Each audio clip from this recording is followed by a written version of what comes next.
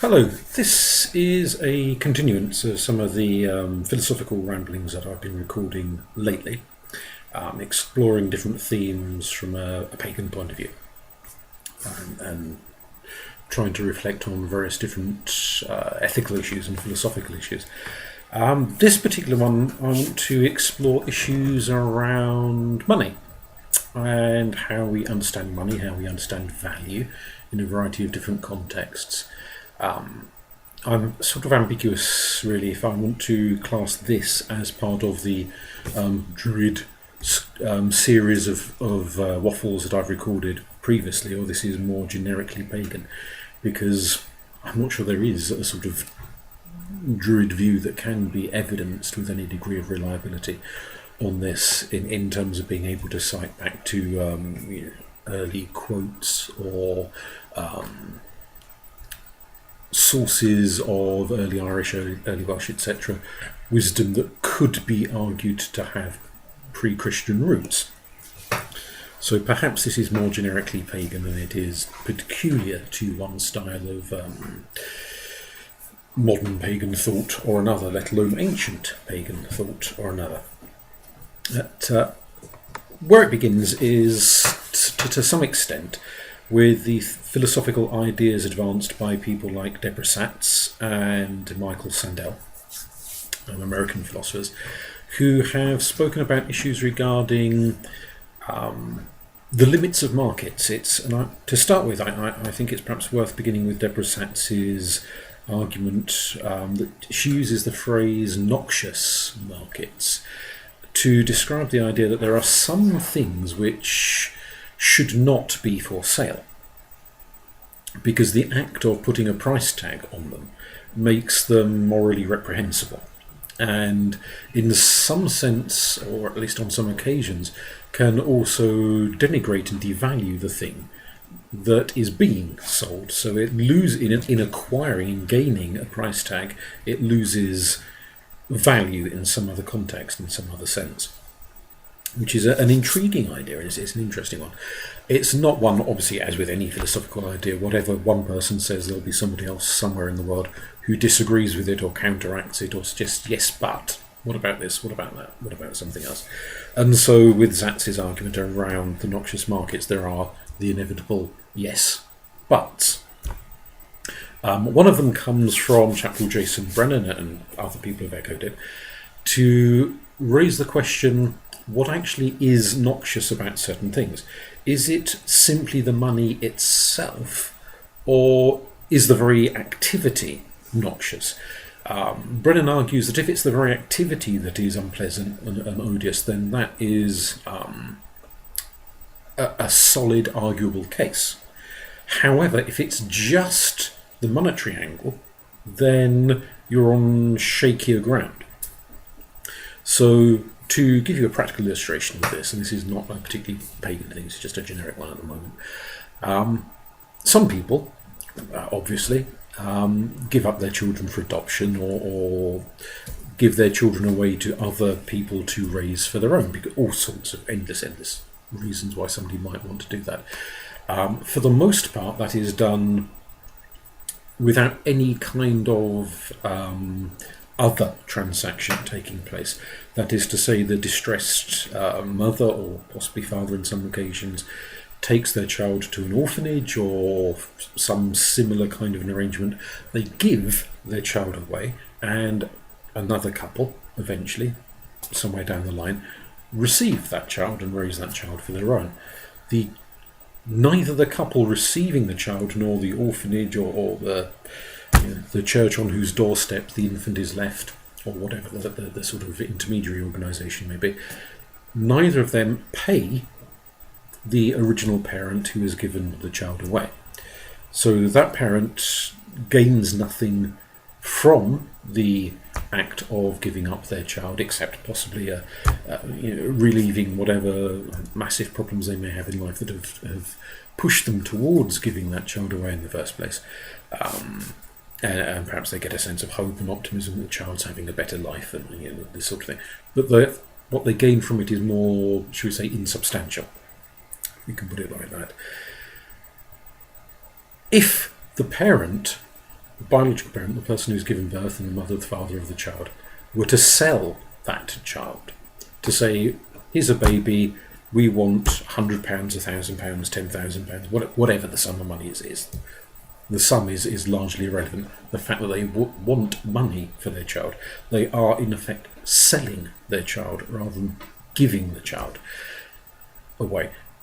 Sats would argue that is noxious. To sell your own child is abhorrent. People like Brennan would question why.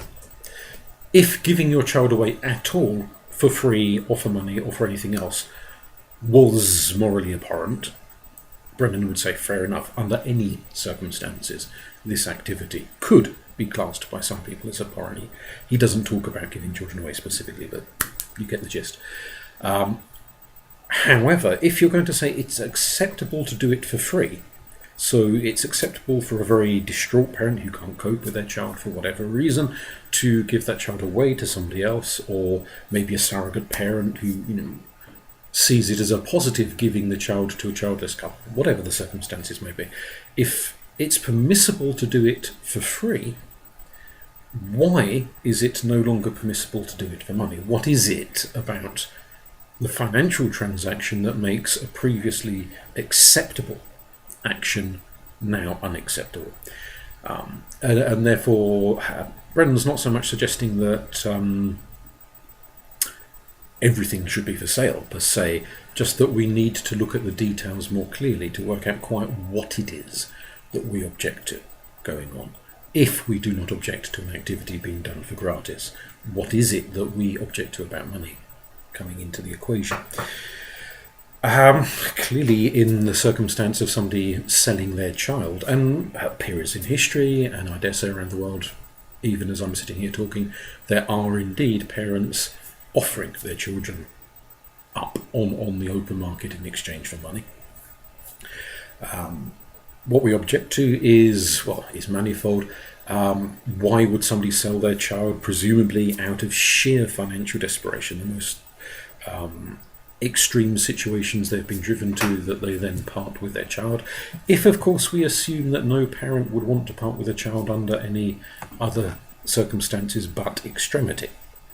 If we want to have an idea in our heads that every parent and child has an automatically loving, devoted bond that nothing on earth could sever but the most extreme of circumstances, which is perhaps a little bit of a romanticised view of the parent-child bond. Clearly there are some parents in the world who don't much like their children, who don't want their children, who might be quite happy to put them up for sale, who maybe would value the money and what they can use that money for far more highly than they would value the child in question, which is depressing and sad and horrible, but there are people like that in the world, clearly. Is it the act of selling a human being that this is tantamount to a form of slavery? The child, of course, who's been purchased could be purchased by a loving, devoted family who will adore that child, certainly won't treat that child as a slave in any shape, form or guise, but are just desperate for a child, so desperate they will in fact part with cash to acquire the child. So per se, selling a child is not automatically the same thing as slavery, but it clearly raises distasteful memories of periods in history, and still around the world to this very day, where a human being becomes a commodity on the open market, put up for sale, and the person who parts with their cash to acquire that human being will often treat them in quite brutal, horrible, awful ways. And that individual is no longer free to come and go as they please. They become a possession. And nowadays we have moved sufficiently far ahead in society to realise that that is horrendously distasteful, for another human being to become a possession, to be bought, sold, traded, etc. At least most people around the world have come to that conclusion. Those who still engage in the activity, clearly they haven't come to that conclusion yet. So there are reasons why we might find the act of selling a child exceedingly distasteful, exceedingly worrying, opening up all sorts of ethical cans of worms and kind of entering into these very, very dubious situations. So we could make a counter-argument to bring that actually on some occasions money does corrupt a process which otherwise might be engaged in a better spirit. And certainly Deborah Satz, she gives a variety of examples in her writings and broadcasts and her speeches and what have you. She talks about things, for example, such as getting a child to clean their room. Should you pay someone to clean their own room?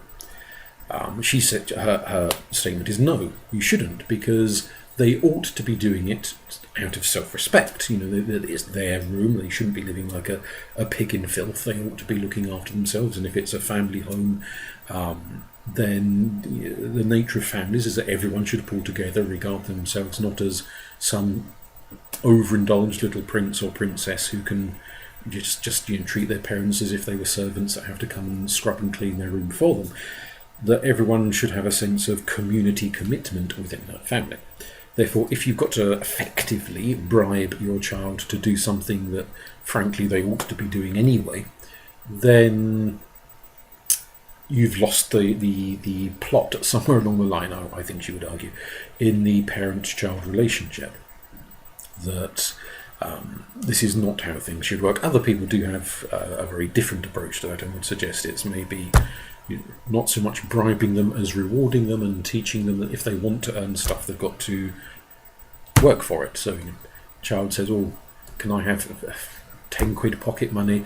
The parent might turn around and say, "Fair enough, you go mow the garden, do this, do that, do the other. I'll give you 10 quid. Are you bribing them to do it, or are you teaching them a work ethic? That you don't just get 10 quid on a plate, you've got to do something to acquire it. So there are differing opinions and differing approaches to how this process is understood.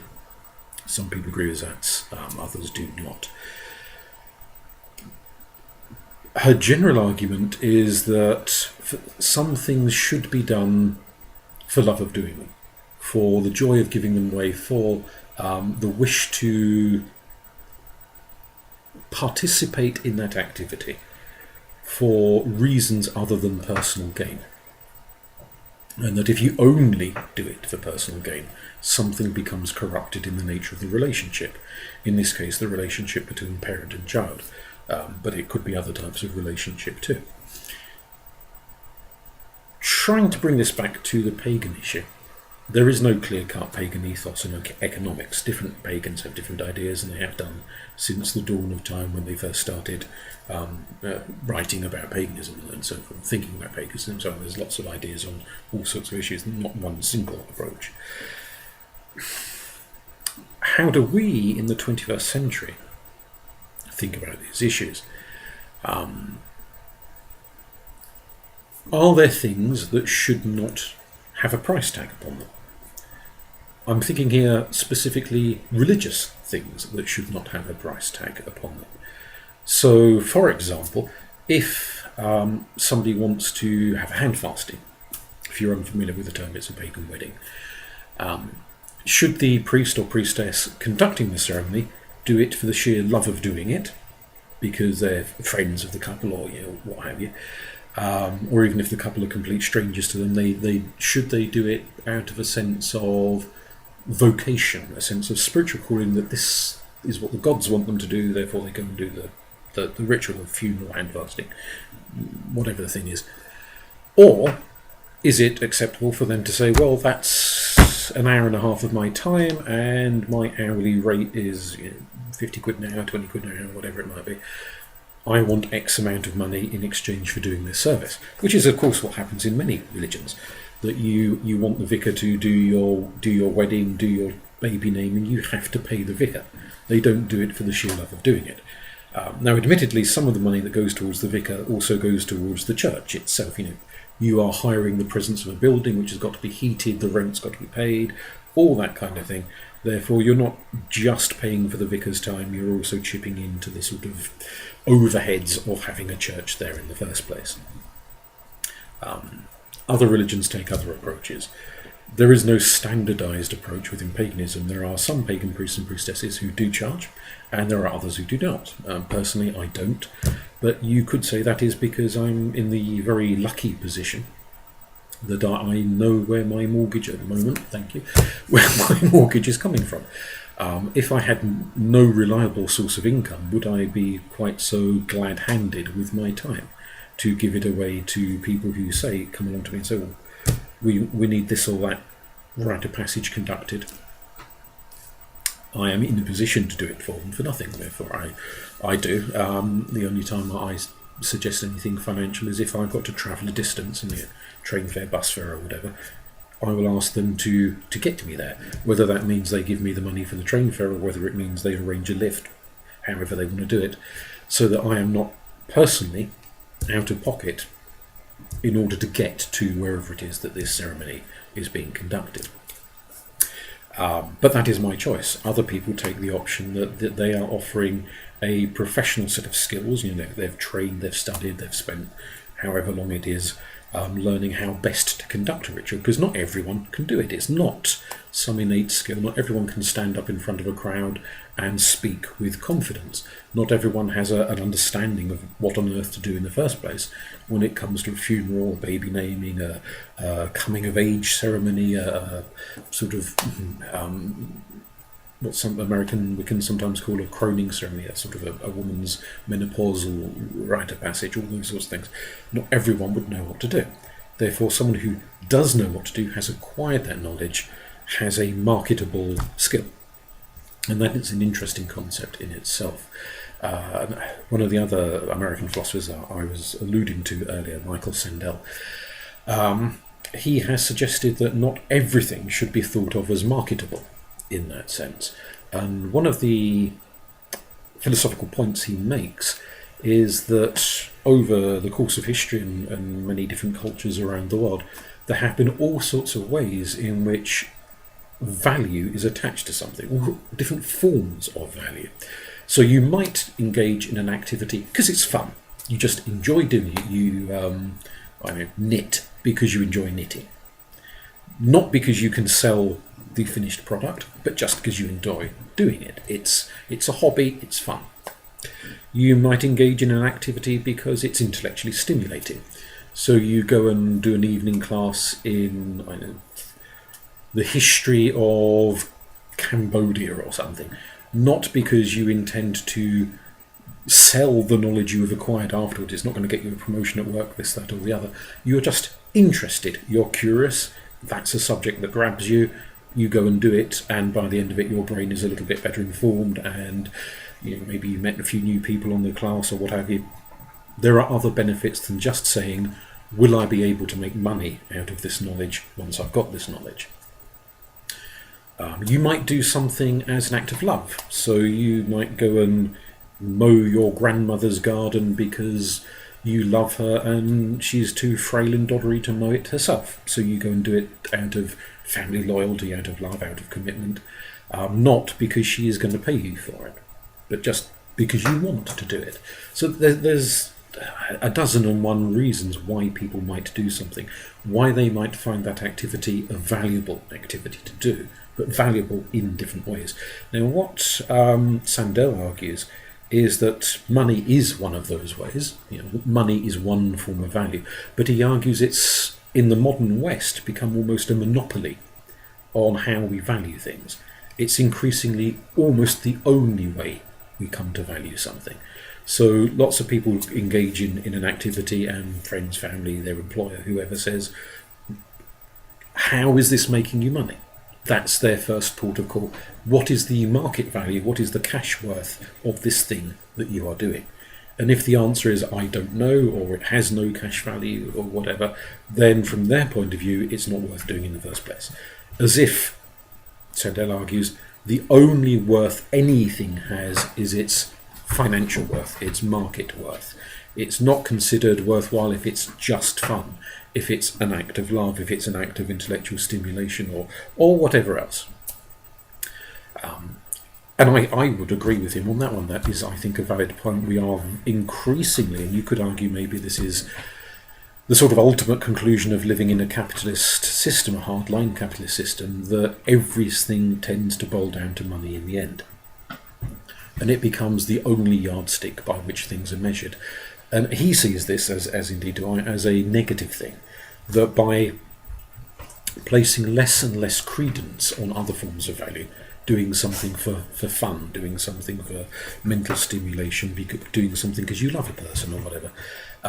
As that gets pushed down and down and down the value system, if all we're left with is a price tag, then as Oscar Wilde suggested, you end up knowing the cost of everything but the value of nothing, and that turns you into a very shallow sort of a human being.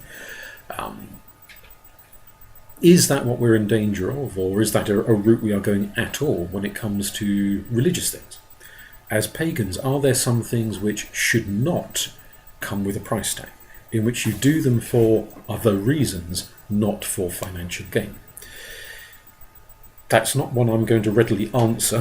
I'm going to do the typical annoying lecturer thing of posing questions, not offering answers. Partly it's because I'm not 100% sure on what the answers are myself at the moment. This is a sort of mulling process of my own that's going on. And partly, of course, because I think it's maybe more useful for you, the listener, to answer these questions yourself and come to the conclusion of what you would not charge for, or what equally you would, rather than just me telling you what I think. It's, your opinions are more useful for you than hearing my opinions on this one. To give you a few suggestions, I mentioned rites of passage already. Are there some rites that are chargeable and some that are not? So, to give you an example, within Wicca, practically all covens operate a system of initiation, that you join the coven, there is a ceremony that is performed that confers upon you status as a Wiccan, if you haven't already had that ceremony conducted earlier on in your life in some other group. And it's a little bit like ordination in the church, in that just as ordination makes someone into a vicar, makes them into a Catholic priest or whatever, certain ceremonies will make you into Wiccan or elevate you to a higher status within the pecking order, as it were. Is it acceptable to charge money for that? Now, I know some Wiccans who would charge for hand fasting, but would never, under any circumstances, charge money to conduct an initiation, because they would see that as obscenely wrong, because to them, the conferring of that ritual is a great honour that should be given because it is deserved, not because 50 quid has been passed over. And that's an interesting issue, because it's one of the reasons why I'm not comfortable personally charging money for a lot of things. If your primary source of income is the conducting of ceremonies, and an individual comes to you and says, oh, I want this initiation performed, I want a wedding performed, I want this, I want that, and you as a ceremonial performer, a celebrant, feel this is not a correct ritual to do, you look at the couple before you and you think, my God, they're going to be divorced in a fortnight, this is not a great match. Or this person who wants to be initiated into a particular pagan tradition is the last person on earth who should be initiated into that pagan tradition. If you are not reliant on the money, or you're not charging money in the first place, then you have a freedom to say, no, I am not conducting this ceremony because I don't think it's right. If you want it, you'll have to find somebody else, or indeed, hopefully, go without. You can turn them away. It gives you a freedom to do that. If you have bills to pay and this is your main source of income, are you then going to be compromised in that you start agreeing to do things because you need the money, not because you think they are the right thing to do? That's a concern. There aren't that many pagans in the world whose sole or primary source of income is the performance of pagan rituals and that sort of thing. So this is it's more of a hypothetical scenario than a realistic one, in all honesty. But I would say the fact that I don't charge means that I can say no. I'm not. I don't need the work. Let's put it like that. And not needing the work gives you a freedom.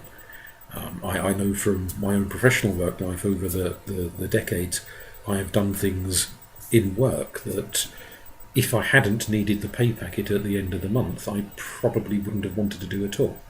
wouldn't have thought appropriate, would have been bored to death by.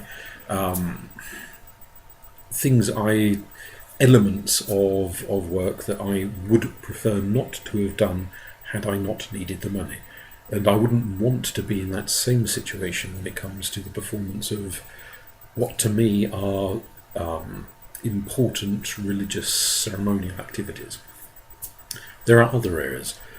Teaching is an example of one. If you're going to teach someone about Egyptian mysticism or the Greek gods, or how to perform Wiccan rituals, or whatever the thing might be, do you charge money for your teaching? A lot more pagans do than the previous scenario we were talking about, the ritual one. Let's say it takes you 3 hours a week for the next 10 weeks to cover a particular subject. That's 30 hours of your time, not to mention the fact that you've got to have all the notes and photocopies and this and that and the next thing sorted out beforehand. So it's actually realistically even longer, even more of your time than just the period of time you are sitting in your classroom or under a tree or wherever it happens to be that you're sitting, delivering this information to a group of people. It's time consuming. It may consume material issues as well. I mean, if you're teaching candle making, then you're going to need the wax and the moulds and all sorts of practical stuff. So there are financial aspects to acquiring the bits and bobs that you might need for teaching. Does it therefore mean that teaching as a more secular sort of a skill is a chargeable thing? Something which is marketable, it has a financial value to it. Teaching can be a joy. It can be an absolute thorough joy. That passing on information about a thing you love and seeing other people grasp it and run with it and get excited by it is a wonderful thing to do. It can also be dead boring, depending on what it is you're teaching and who it is you're teaching and all of those sorts of things. So there's more than just financial reason to teach something. You may thoroughly enjoy teaching it. You may feel that this is a topic that's a very important thing for other people to know about, and you really want them to know about it. First aid has nothing to do with paganism, but somebody teaching first aid will presumably have a sense that this is a very, very useful skill to have. It's something that might save lives, therefore it's really important that other people know about this topic. All sorts of reasons you might teach, of which paying your mortgage is only one of them. How do we then conceptualise this on a pagan front? The arguments around teaching schools, colleges, official institutions, we could argue those, but they wouldn't be wholly relevant, some of them, to this scenario. If you're teaching something within paganism, the chances are it's either in your own home or you've booked a village hall or something to conduct that teaching in. That could cost, if it's having to hire a room or hire a hall somewhere. Is it not reasonable for the students to cover the cost of that hall? If you as the teacher have got to take a bus to get to the hall, that's going to cost you, so is it reasonable that they cover that cost, let alone your time and your knowledge and so forth? It's a difficult one because in placing a financial value, if you work for an institution, the institution decides what financial value is going to be placed on it. You just turn up at the day you're told to turn up and you teach and you go away again. Somebody else is making all of the financial decisions on your behalf. If this is something you do yourself, you are going to teach that class in ancient Roman religion or whatever it might be, then you've got to decide, what is this knowledge worth to another human being? Do I want to teach this to one person, to 20 people, to 150 people at the same time? How will transmitting this information work best? Will there become a point where there's so many people in the room it just becomes unmanageable? Therefore it works better in a group of this size, and therefore if it's a group of this size, if each person's paying 10 quid, 50 quid, 100 quid, whatever they're paying, how does that stack up as a lump sum of money? Will that cover the hall hire, the bus fare to the hall, this, that and the other? You've got to work out all of those sorts of economic questions. When you put a price tag on it, and the same to an extent of course is true of putting a price tag on a rite of passage, there will be people who can't afford it. instantly you are saying you can only have this hand fasting, this class in ancient Celtic mouth singing or whatever the thing may be, if you can afford it. Unless, of course, you then factor in some kind of sliding scale so that some people, if they produce their pension book or if they demonstrate that they're on benefits or something, they can get it for a percentage less. And then you try and work out what could people afford.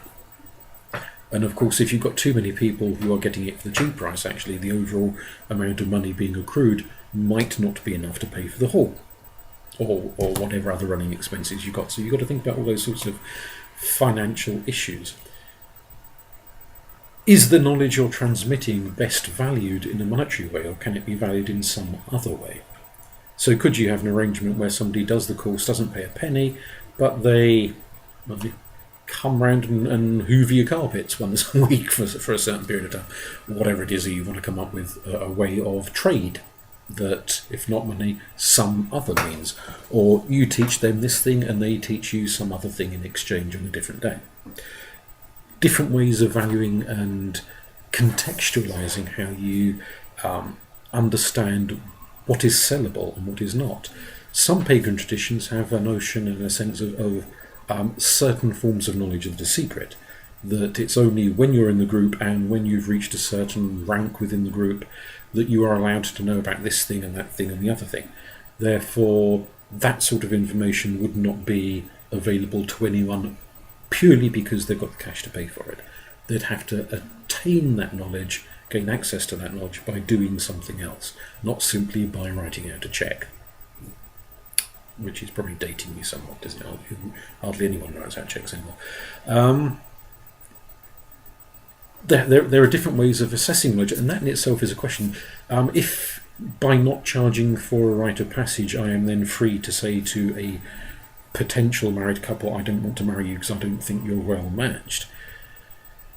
If someone is paying me to teach them a subject and I don't think they're really capable of learning it, or I just don't like them, or whatever, if I'm reliant on that money to pay my bills, am I then cornering myself into a position where I'm starting to teach things to people I don't think should know the things, or I just don't want to be in the same room as in the first place? It has other knock-on complications. They're not unresolvable ethical complications, but they are complications to factor in, to think about in the first place. It's a challenging one. Yuval Harari has argued that one of the advantages of money, and this is his argument for why money as such came into being in the first place, is that it simplifies a lot of trade. So if I'm going to say to someone, I'll spend 4 hours teaching you Japanese mythology, and in exchange you hoover my carpet, they might think to themselves, well, I don't see how hoovering a carpet is of equal value to 4 hours of Japanese mythology. Either I think I'm getting a really good deal because the knowledge I gained from you is worth far more to me than the period of time spent hoovering a carpet, or they think they're being exploited because the amount of effort it takes them to hoover a carpet is far more than the worth to them of knowing about Japanese mythology. And it's a kind of a difficulty in that what I value and what they value and how we see those values as equal or disparate, it gets really quite complex, and that's assuming you're teaching one-to-one.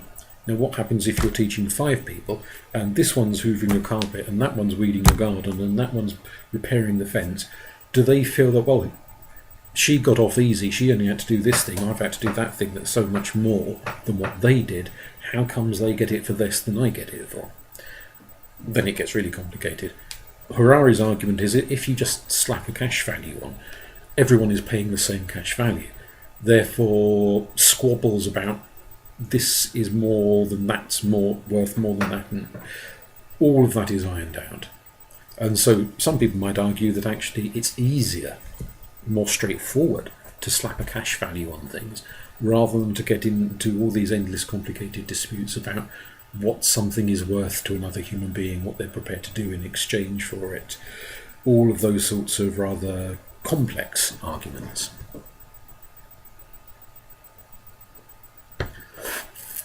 You could think in terms of objects as well. Pagans use things. You've probably noticed bits on the wall around me, behind me at the moment. Some of them have a pagan relevance, some of them don't. Some forms of paganism utilise objects in ritual. Staffs, chalices, that sort of thing. Robes. Other pagan traditions don't make a lot of use. It's a bit more minimal in terms of the objects they use. If you are manufacturing these objects for ritual use, are you selling them in much the same way you could sell pots and pans? So if someone has a goblet for mead in a ritual and it's a sort of a communion thing, is a goblet fundamentally not much different from, let's say, a coffee cup? And just as you'd sell a coffee cup without any ethical quibbles, so you sell the goblet. It's just, what's different fundamentally is the price and the amount of effort that goes into making it, the materials and so on. Or is there a sense in which an object that has ritualistic use, reverential use, suddenly shifts into some different category of understanding from an object that's got a more secular day-to-day humdrum use? And does that affect how we understand the value of that object? Is the value of that object financial, or is it understood in some other context? Lots of shops sell ornately carved staffs and wands and all that sort of thing for use in ritual. You could, of course, just go out to the woods, find a stick and whittle it yourself. If you are capable, and you might have really bad arthritis or something and not be able to whittle it. But the majority of people could probably do it themselves if they really wanted to, or they could just nip down the shop, pay 30 quid, whatever it may be, and buy one. Is there some kind of qualitative difference between the person who's gone to the woods, found the stick, spent 6 hours whittling it, fiddling it, gluing bits and bobs on it, doing whatever, and the person who spent 5 minutes going to a shop, whopped a wad of cash on the counter and walked away with a pre-made one? I suspect in practice an awful lot of pagans might not want to say yes, but probably would say yes, that there is a sense that something that is created by ourselves, in which we invest our time, our talents, we pore over our own ideas, make it unique to us, shape it, form it, etc., that becomes of more value than an object we just parted with a bit of cash for, that somebody else had poured themselves into. Even perhaps their one might involve a lot more technical skill because they're better at it than we are. So they're, in terms of aesthetic value, the shop sold one maybe of a higher aesthetic standard than the homemade effort. But there's a definite kind of arts and crafts vibe in a lot of modern paganism that would say even if the homemade one isn't quite up there to gallery exhibition standard, nonetheless the fact that it's homemade, it's your heart and soul and skill and blood and sweat that's gone into it, makes it more valuable in a non-financial way than the shop-bought object that somebody else has knocked out by the dozen.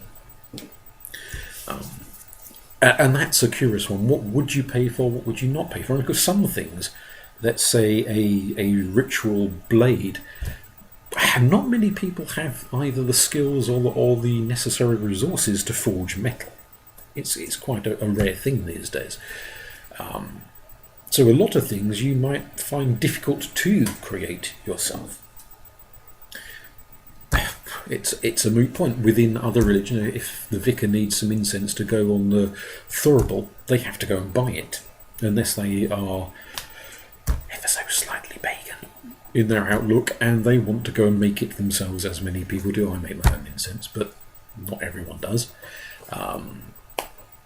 Many religions, it's standard to go and buy stuff. You can go to church shops, you can go to selling statues of the Virgin Mary and saints and Jesus and this and that.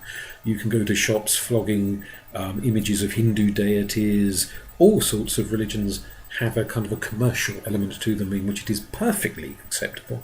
If you want to buy a statue or an artwork or a box of candles or a candlestick to go on your altar, you buy it. And there's no great quibble about it. It's just a question of I can afford this one, but I can't afford that one. That's about all. There's no big ethical issue to it. But it is something that tends to crop up in paganism, perhaps because we have this rather folksy arts and crafts background to us. And there has been, without getting overly politicised, if we're thinking of the pagan revivals in the 60s and the 70s, and even actually some of the pagan revivals during the late Victorian and into the Edwardian periods, a lot of that was often tied up with more sort of socialist out-view politics of trying to empower people who didn't have a large amount of disposable income to create and manufacture their own things and engage in self-styled ritual, and often regarding mainstream religion, understandably, as being quite dominated by the upper social classes. And if you look at a conference full of bishops within either the Catholic Church, the Anglican Church, or elsewhere, the vast majority of them will come from very wealthy, very well-educated, upwardly mobile families. You're not going to get too many people who were born in the gutter and have clambered their way up. There is still a tendency for wealth to tell.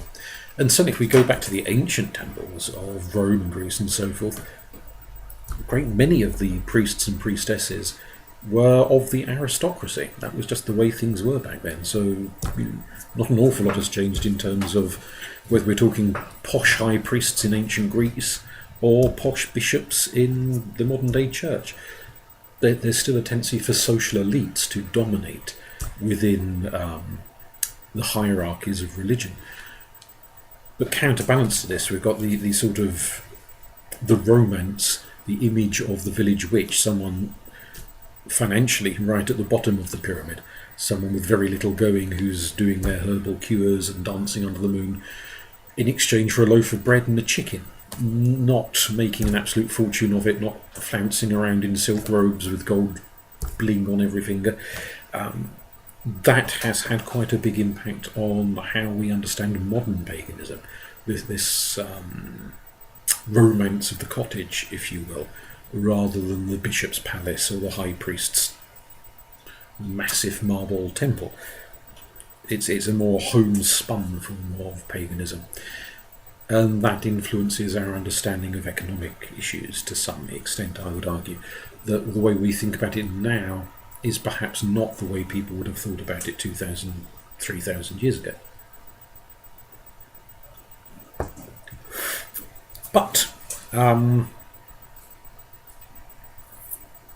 that's where we are now, and those factors are ones maybe we need to step back from a little bit and try to think objectively, taking the romantic glasses off, taking the rose-coloured spectacles off. What do we think is the best model to go for? What are the underpinning philosophies behind different models of doing things? What are the ethical arguments for this style of behaviour? What are the ethical arguments for that style of behaviour? What are the kind of potential problems in either direction? How do we understand what's valid to charge for? What is not valid to charge for?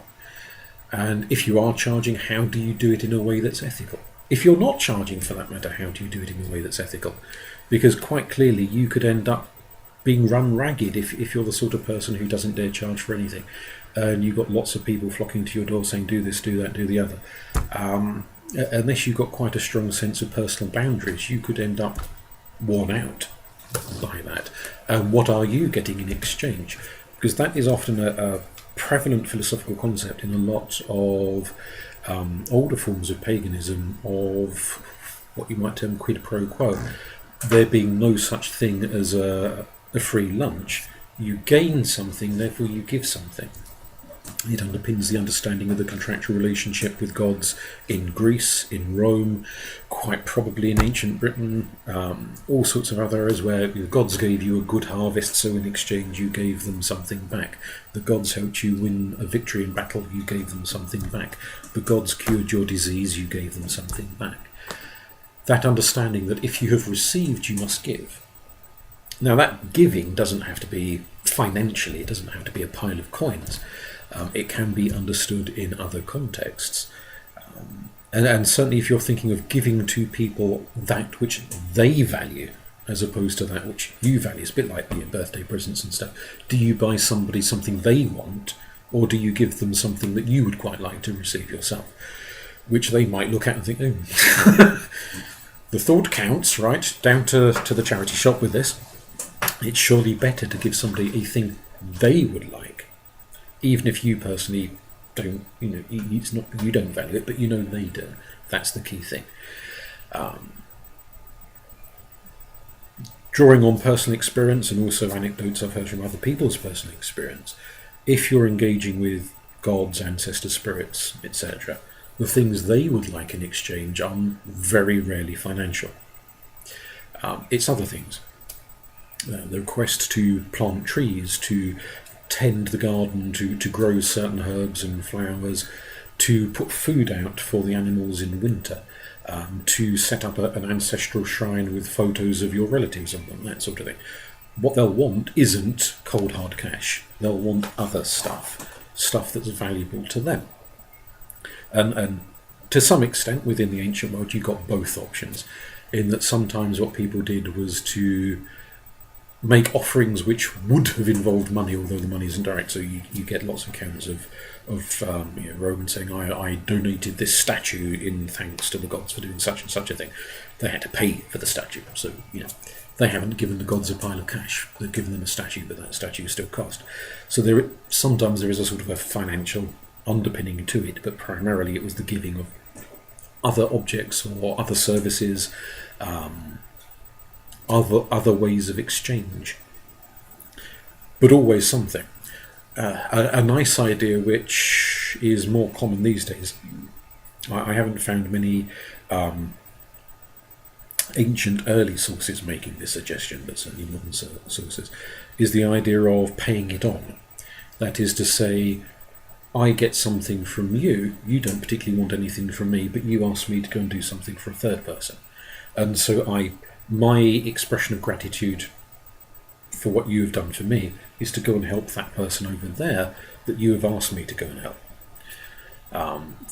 When I say person, I don't just mean human persons. As with the example I just mentioned of putting food out for the animals in winter, that is a passing it on.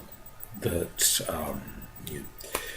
I gain something, and the price tag, or whatever you want to call it, the request in exchange is go feed the birds in winter, put food down at the dog shelter down the road, that sort of thing. Look after others, which is a communitarian ethic, taking into account that we live in a community, we're all part of a community, and we can aid each other. I gain help from one person, I pass that help on to others, because the person I gained help from, there's nothing I've got that they particularly want. But their encouragement is not just never mind, have it for nothing. Their encouragement is to say, you have received, now it is your turn to give. And that's quite an important one, because in many ways it's very empowering. If all you ever do is receive, you're this like a little bird in a nest with a big open mouth, perpetually being fed by people giving you freebies, you end up quite passive. Potentially, if you've got a rather unpleasant turn of mind, you might end up really rather parasitic. That you're constantly on the receiving end, and that can feel, if you're not of a parasitic state of mind, you're of a more independent state of mind, that can feel quite patronising, as if you're always being patted on the head. For it to be recognised that you have got stuff to give as well as needs to receive is a recognition that you have strength. Your strength being the thing that you have to give to others. So asking somebody to pass it on down the line is recognising that they have got value, and that value will be of benefit to Joe Blogs, whoever down the road, that they can go and be the giver as well as the receiver in that sort of a relationship. And that is quite a good one. I've certainly used that model in terms of agreeing to perform rites of passage, agreeing to various different services.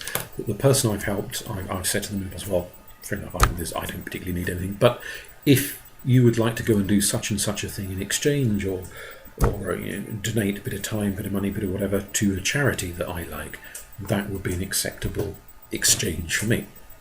I'm not saying that's going to work for everyone, but the recognition of that as a possibility, I think, is a very worthwhile one to think about. and to factor in as a kind of economic model within paganism that exchange can be staggered like dominoes. It doesn't just have to go between two people.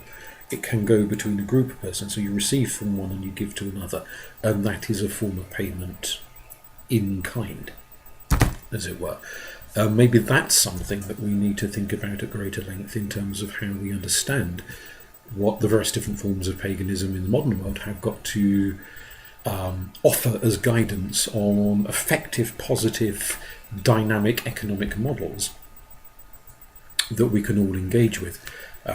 Certainly old Ninian Smart, one of the founding fathers of the religious studies academic movement, described 7 dimensions within religions as to what defines religions, and one of them did include the economic model, both that a lot of religions pass a plate round and that may be used to put lid on the church roof or what have you, but it can also be the poor box, which then goes to charity to look after the poor of the community.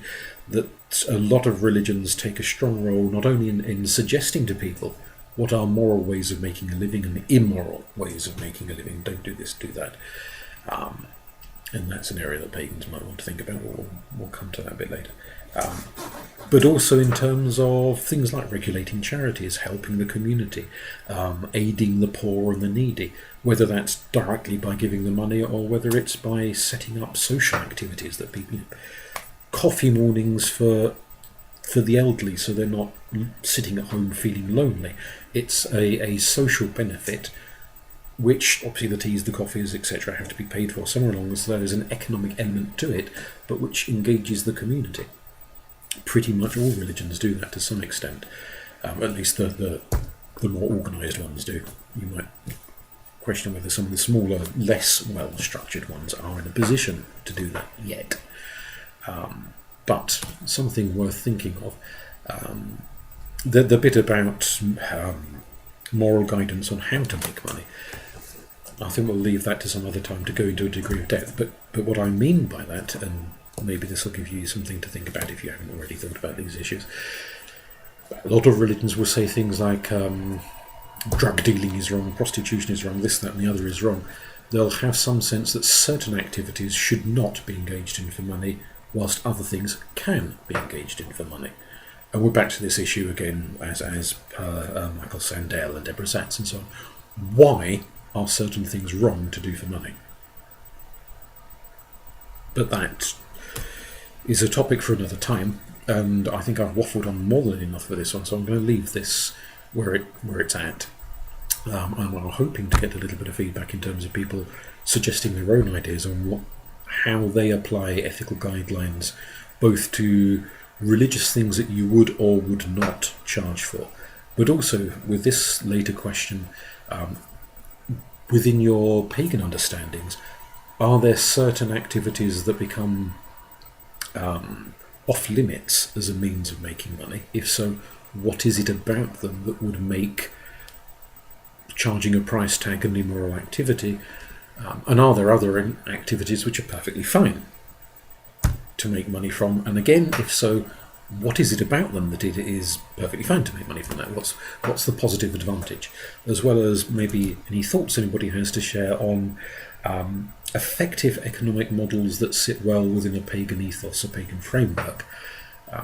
Because that impacts not only on things we've got to suggest to wider society we can put our 2 pennyworth worth into the arena, same as anybody else can, but also if you've got a pagan community, whether that's a monthly meet-up down at a local pub, whether that's the way your coven, your druid grove, whatever it is, runs itself. How do you buy the candles? How do you finance the acquisition of incense or what have you?